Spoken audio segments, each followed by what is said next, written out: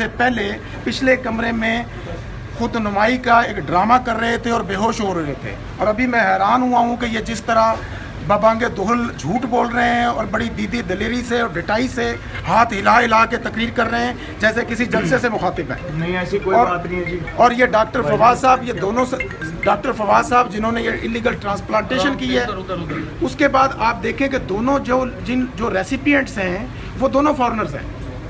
मैं आपको इसकी डिटेल भी दे देता हूँ।